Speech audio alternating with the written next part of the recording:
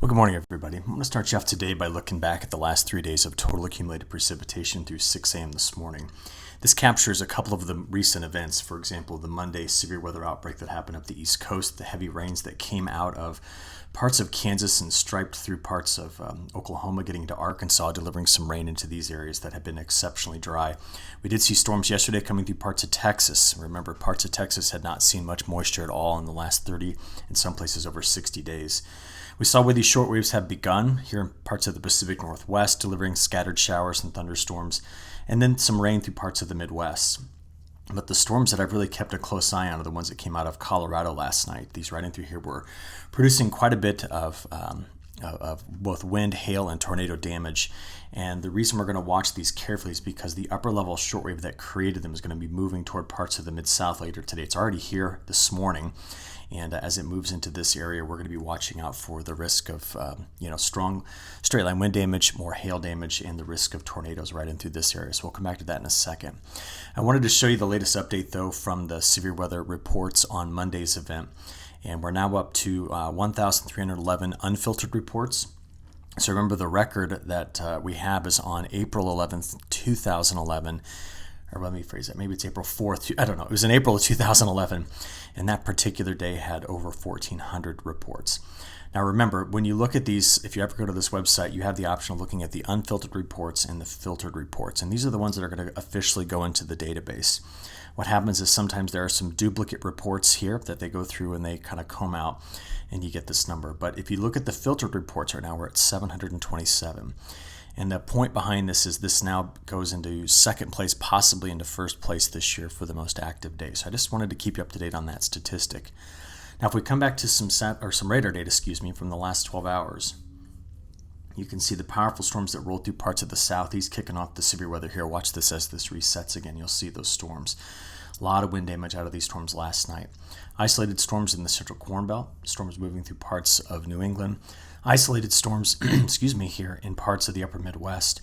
But it was kind of the combination of a little bit of weak monsoonal flow with a pair of short waves coming out of Wyoming and Colorado yesterday that initiated some very large storms. And you can see where they are this morning, going through parts of Kansas into Missouri early. And the concern is that these two short waves are going to increase the risk of severe storms again here today. And Storm Prediction Center has really begun to increase the risk area, and I'll show you that in a few seconds here. But just looking at the reports from yesterday, we had 16 tornadoes here. And there's been some pretty amazing footage I've seen on Twitter of what these tornadoes look like. But in addition to that, look at the wind damage in Alabama and Georgia and parts of South Carolina from the storms last night. Okay, looking at total hail size just for the last 24 hours, I'm going to focus in on the storms right in through here because many of these were putting down baseball-sized hail and larger. And once again, hitting this same corridor that's been hit numerous times this year. In fact, we're well over 6,000 reports on hail for the year, and if you'd like to just see where all of that hail has been, you can really start to identify a few of these corridors that have just been absolutely hammered with large hail this year. And this has chewed up a lot of acres in the midsection of the country, and it's important to understand that this is one of those factors that happens every single year that can really just decimate and destroy a crop. And over the last several years, we've not quite seen just the magnitude or the count of the number of hail reports we've had as we have seen here in the year 2023. So just wanted to bring you up to speed on this. All right, on satellite, I'd like to focus in again here in the central United States. The sun was rising in the Midwest. I apologize, I'm a little later than normal this morning. Had some internet troubles here. I'm in University of Tennessee Martin today. I get to give a talk to a great group, but I had a little trouble with connectivity today. So I want to take you back, though, and show you yesterday. Because the storms that popped here in parts of Colorado, and these were the ones producing the hail and tornado reports, they're a part of a two-piece shortwave that's coming through this area. And you can see there is a lead wave, but there's a secondary one back here in parts of Wyoming that's spinning up. So can you see the two of them there, just as the sun was setting? I also want to bring your attention to this large wildfire that is in parts of Utah here. You can just see the smoke extent from that. So into the overnight hours, we're going to watch infrared satellite imagery here just to see where these storm clusters have made it just as the sun is rising this morning. So we're keeping an eye here. And there's possibly going to be 2 rounds of storms that move through this section of the country. So here's those waves. You kind of have your lead wave here, your wave on the backside here, but we also have to pay attention to this deeper wave and also what's coming through the Gulf of Alaska. And you know that we've been watching this area most carefully and the troughs that are coming from that. And I have some updates for you on what the temperatures are going to look like at the end of the month because of a change in this area. So to show you this, I want to go to the vorticity map. Now remember, we use these maps to understand, especially in summer, where we're going to trigger storms. So these pockets of these deeper shades of color here represent where there's tight cyclonic or counterclockwise spin. So what we're going to watch here as we play through the day on Wednesday into Wednesday afternoon and evening, let's go right there, is there's a lead wave that moves through. This is the first round of storms, and then there's a secondary wave on the back side that moves through. So we're going to have 2 rounds of storms coming through this area.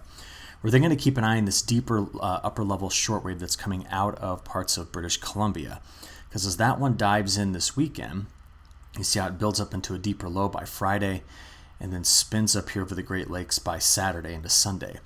Now following that, watch this next wave here. This one really dives down and closes itself off early next week and then rolls across the Great Lakes. Now, this kind of behavior in the atmosphere we typically see more in fall, winter, and spring, our colder months, and it would generally produce a pretty sizable storm system. So you're going to see some characteristics on this storm system that look very similar to what we typically get in spring or fall or winter, but no snow out of this. So it's an impressively deep shortwave.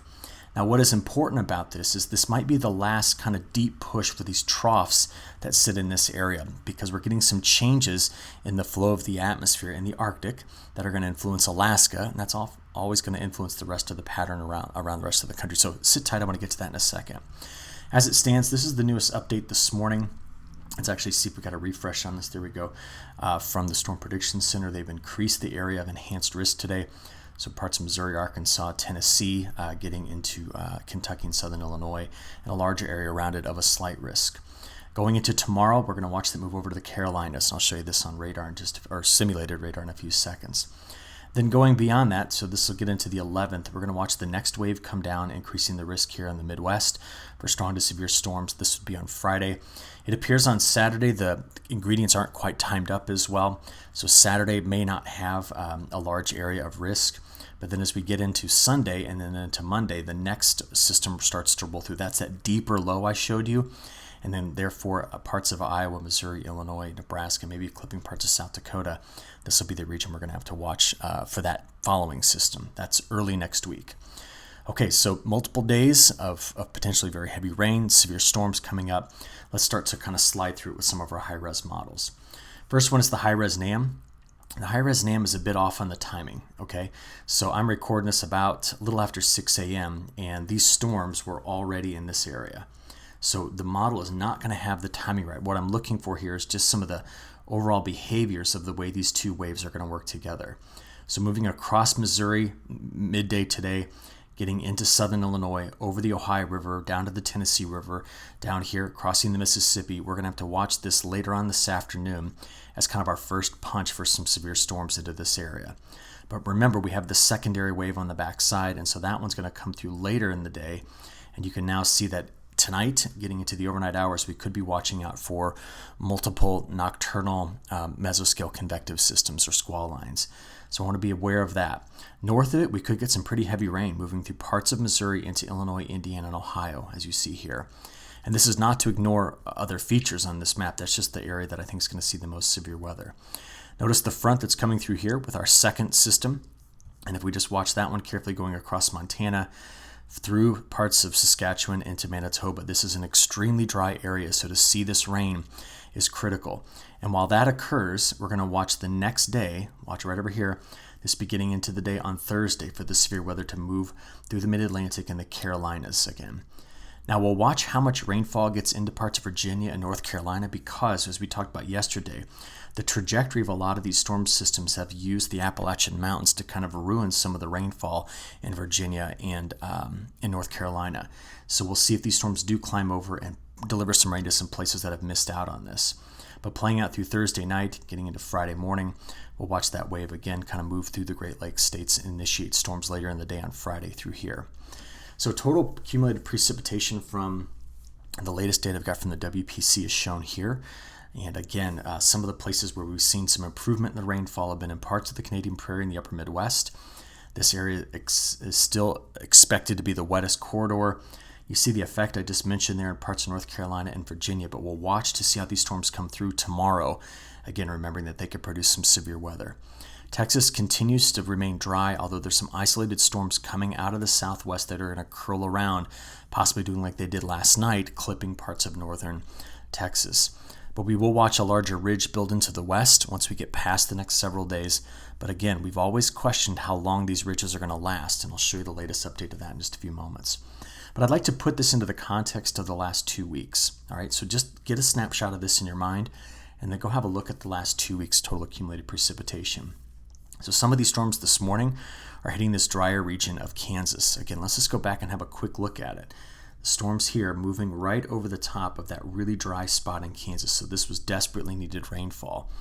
But if we look at where they're going, it's going to be hitting a region that in the last few weeks isn't just 300% of normal, but we have a few places in here that are 1,000% of normal. Heavy rain moves into this area. So where does it not get into? Well, with this initial round, we're still missing parts of Iowa that have been dry. We're still missing parts of the Dakotas until we get the second front that comes through that have been dry. In Texas, while you're going to get some storms rolling through this area, much of the rest of Texas stays extremely hot and dry. I'm watching again this area carefully to see if these storms do make it over the Appalachian Mountains and the Blue Ridge Mountains and get into this region to deliver some rainfall, because we're watching drought development in this area very rapidly. So let's keep a close eye on that as well. So let's go to the European model, because we do have some characteristics I think the model can pick up on. So if we just play this through the rest of today, this is what we're going to be watching tonight, okay? So then we watch those storms the following day rolling here across parts of the Mid-Atlantic and the Carolinas, as the next system delivers a front right here coming through the Dakotas. Now that low curls up over the Great Lakes, and this is by Saturday, or really early Saturday morning, sweeping a front through parts of the Midwest, and then that clears out. And then remember, on Sunday, it's the next wave right here that we're keeping an eye on. So multiple short waves rolling through this area. So on Sunday afternoon and evening, this will be the region we're going to keep our closest kind of focus on for the risk of strong to severe storms. So that low curls up over the Great Lakes, and this is the one I was telling you has those kind of winter-like characteristics of a deep cyclone. And it'll have a strong front, it'll have severe weather out ahead of it, it'll have heavier rains to the north, and then that one clears through. That gets us out there about a week. What happens during that 10-day time frame is shown here with our probability maps. So chances of getting at least an inch out of this. I think we could start to increase these probabilities a bit farther north into maybe parts of Missouri, but central Illinois, Indiana, and Ohio. In terms of best chances of grabbing over an inch, but certainly this corridor and through here is going to be quite wet. Notice how dry the European model did try to go here along the Appalachian Mountains. Now we've been discussing the dryness in Texas, this corridor through here and out the west, and the latest update here shows that the probability of getting less than half of an inch is high in those regions. But there's been some improvement in the Canadian Prairie, which is critical, because the Canadian Prairie for the last 60 days, we have a large area here in parts of Saskatchewan and Manitoba that have seen less than 40% of normal precipitation. The biggest storms have been in Alberta. They've been in the southeastern corner of Manitoba, right down into this area, getting into Ontario. So this is an area that desperately needs rainfall just to make up for long-standing deficits. Looking out there at week 2, we do see that the European model gave us a bit of a drier signal here. And we also watched the CPC open up a near normal precipitation signal there. And why this is the case is because we're seeing in week 2 the breakdown of the Aleutian Island low. And if that starts to dip away, we can get rid of the bigger ridges that are going to go into the western United States. So watch how this all unfolds, keeping this in the back of your mind. Here's a northern hemisphere view of what I want you to see. So right now, today, here's the parade of troughs we just talked about. See them all rolling through. And there's another one here, this being the most important as we've talked about this week, sending troughs of low pressure through for the next several days. But as I play through the next several days, see the deepening of that trough? That's going to keep ridging going into the west and broader troughs here. That's the setup right now. So you notice that all the way out there to next Monday and Tuesday, that's the case. We end up even developing this high over low, this high over low setup here, which will eventually allow the ridge to build back in this direction, and you're going to see what that does to the temperatures. But we're losing this And it's a combination of a few things that's getting rid of it. The deepening of a low here in the Arctic, the lack of support from, we had some typhoon activity that helped reinforce this. And the ridge is opening up into a longer wave there, such that by day 10, that feature is gone. So as it leaves, we'll start to watch this trough lose its influence. And the ridge that's been over Texas starts to disflex and open back up again. Now, as we play past day 10, see how it went away? See, the trough is gone and the ridge opens.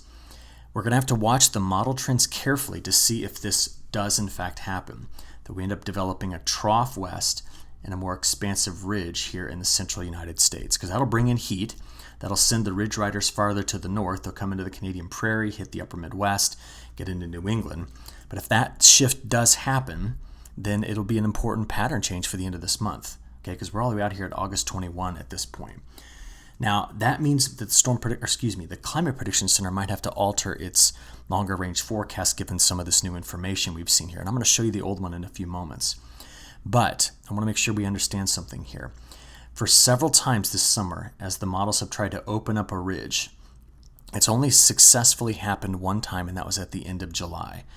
What's been happening in the models is that they keep getting rid of the Aleutian Islands and Bering Sea trough, and then end up trying to show a big ridge here that gets squashed as a deeper trough ends up redeveloping here, and this one stays.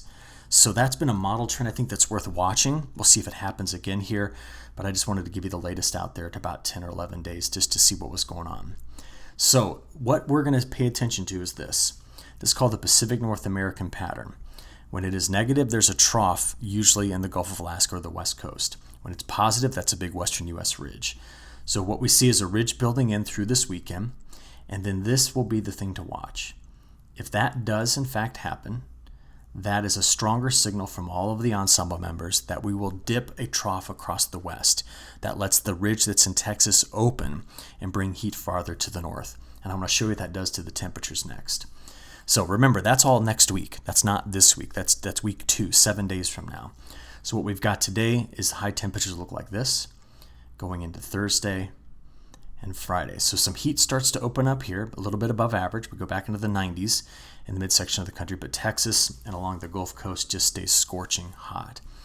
Watch the West Coast, those we go into the weekend. There's Saturday, getting into Sunday, and now Monday. This is as the ridge opens here, and the last of these systems rolls through. This is the tightly wound one that goes over the Great Lakes states.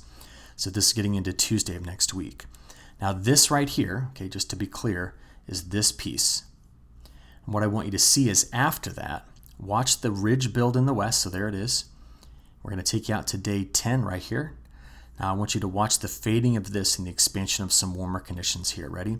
This is day 10 through day 15. So the models have been kind of consistent with this pattern. Again, dropping the trough here, opening a ridge into this area. And I want to see another day's worth of model runs to confirm that the trend is in the right direction here with giving us this forecast. Because if that does occur, we'll ask how long that's going to last, which could maybe last the last 7 or 8 days of the month of August, which means the forecast that was released by the Climate Prediction Center yesterday, this will likely, be modified. We'll start to see warmer conditions expanding into this area. Will it be excessive heat? I don't know, but we'll watch it carefully, and we'll probably see them back away from the risk of cooler conditions here to finish August and start to see more expansive heat in this area. All right, in the Atlantic, we're not watching anything right now. The problem in the Atlantic is we have a lot of dry, dusty air that's coming off the Sahara, and there's no real robust African easterly waves that are kicking off any risk of tropical systems, and also nothing really born here in the Gulf of Mexico or along the East Coast. So the tropics are quiet here. But as we talked about, in the Central Pacific, we've been watching Dora. I just did a little digging on this, and Dora is going to be very close in the next couple of days to crossing the international date line. When it crosses, it will keep its name Dora, but be classified as a typhoon. And the responsibilities for forecasting this will go over to the Japanese. So they're going to start to monitor it once it crosses the international date line. So it will become Typhoon Dora at that point once it hits this line. So I appreciate some of you offering some comments on that as well in the comment section. I do read them all the time. I apologize I don't get a chance to answer them, all of them all the time, but we'll watch that carefully. But speaking of typhoons, I'm watching these two right here. And the reason we're watching these so very carefully, there's a pair of them out near Japan, is because the ocean temperatures just north of that are incredibly hot. Those typhoons have churned up a lot of cold water right in through here, but should they continue to make their way to the north, which we start to see, come over here with me, start to see some of the moisture plumes from them getting into that area. We'll just watch to see if these come back into the North Pacific and reinvigorate the deeper trough that was over the Bering Sea. It's not well resolved in the models that that's going to happen, but it's just the time of year that we have to pay attention to that. Other than those things, notice how dry India is here at the tail end of, well, they still have more days of this monsoon to go, but we're past the peak of the monsoon. We see very dry conditions throughout India. Along the Yangtze River, it's quite dry. Same thing for the North China Plain and Manchurian Plain. Now remember, 2 weeks ago, this area was just absolutely hammered with rainfall, causing massive flooding from a typhoon. But I want you to see that. Our attention will be going very soon to what's going on in South America. In fact, I'd like to show you one last thing about South America. Let's go to NASA's GRACE satellite mission. Click on South America, and I want to go to root zone soil moisture. Now, as you look at this new update, this is not a problem. Whoops. Let's try that again. This is not a problem, all right? It's the dry season. That fills in with time. But the long-standing drought that's here into southern Brazil is something, into Argentina, needs to be watched carefully. There's wetter conditions in the near term down here, and the longer range forecasts are suggesting that October may be a slow start to the monsoon here, but it's expected to be wet farther to the south. So the evolution of this map will be critical for the success of the start of the growing season in South America. So we'll keep you updated on that. Really appreciate your attention today again, and I'll talk to you tomorrow. Thanks.